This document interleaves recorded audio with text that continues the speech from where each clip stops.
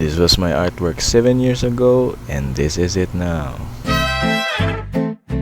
Here's how I got better, even as someone who started with just a mouse and no clue what I was doing. So before we start, I would like to introduce myself. I am been doing digital art for 7 years. I am not a pro. I have no any experience with any professional work so far. I'm just a guy who loves drawing and wants to share what I've learned from my experience and hopefully help the young artists out there. So before we start, as I said, 7 years ago I drew my very first digital artwork on Paint, Microsoft Paint, having zero knowledge on the fundamentals at all. Just tried out the program out of curiosity, and here's my latest artwork in 2025, and I will tell you the things that helped me improve as an artist.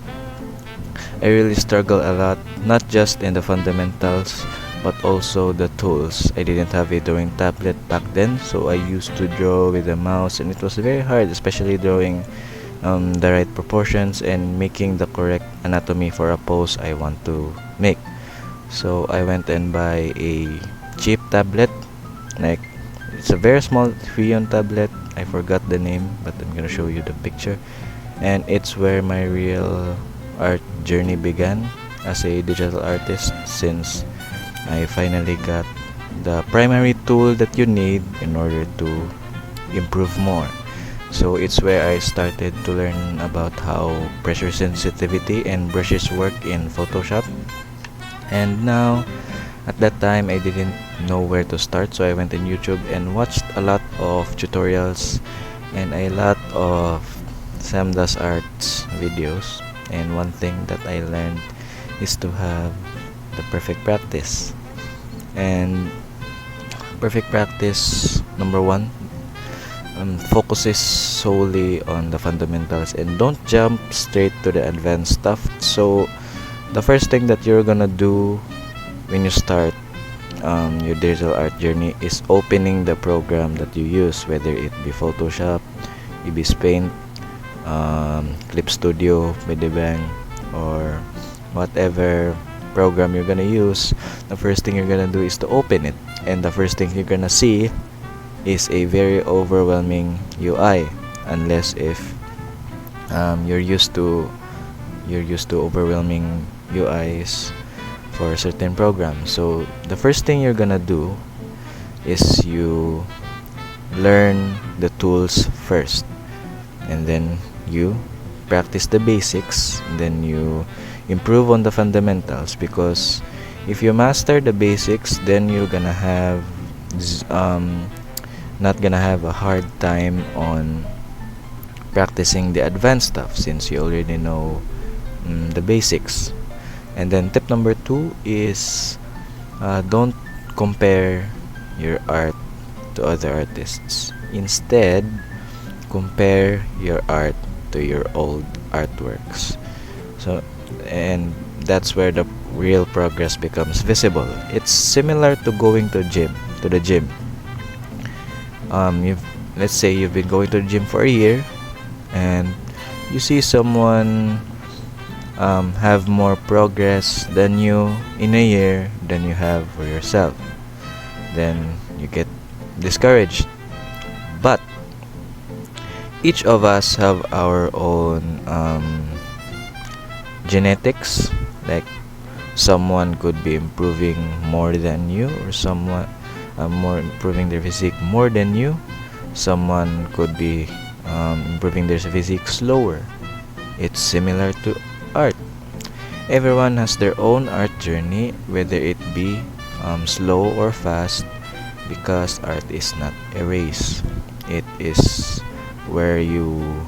art is a never-ending knowledge where someone can improve more and more and more, even the professionals. If you can see the art of Guiz, he is a literal art god. He tells very good storytelling through his artwork, and throughout the years, if you scroll down to his Instagram, you can see that he still improves a lot. So don't compare yourself to other artists. Focus only on yourself, because art is not a race. So number 3, values.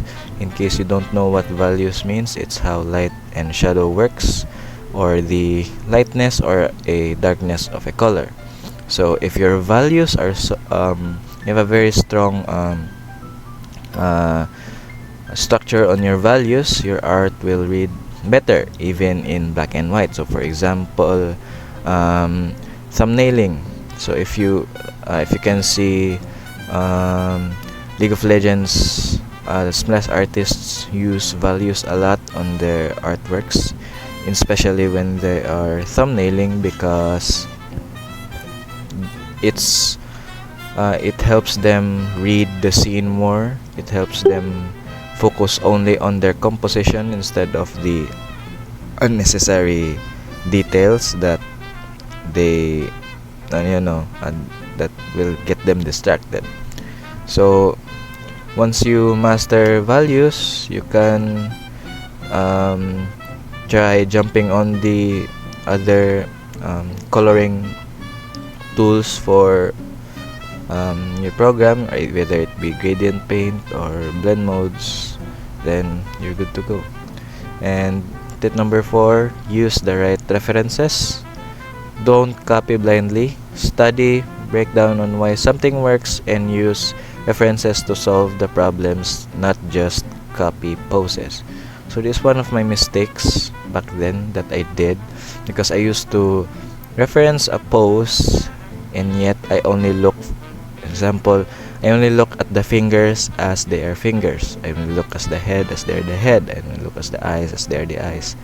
But my mistake was that, and one of the more optimal things to do is to view your references as shapes and light and shadow. So let's say you are drawing a hand.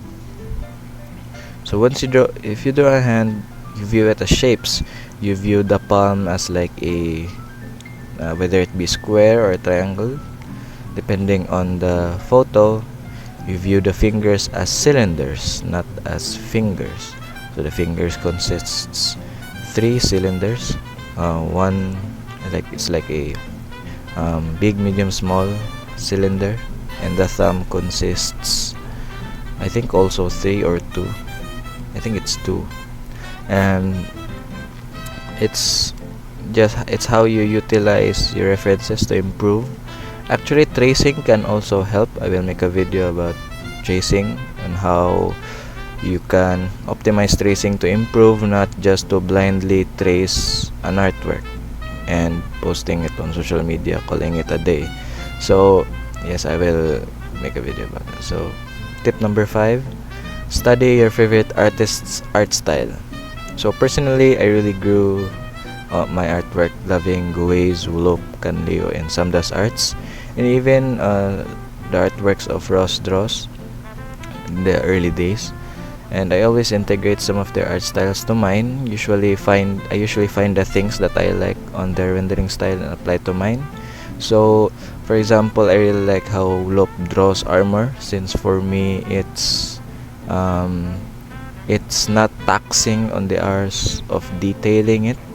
Instead of, you just focus on the bounce light, the reflectivity, not on the very, very small details that could give me a lot of time to render on, since I don't really like rendering a lot. And I like how Guwei's draws female faces. I really like how Samdas Arts draws expressions. And Canliu, also his rendering style, I really like it a lot.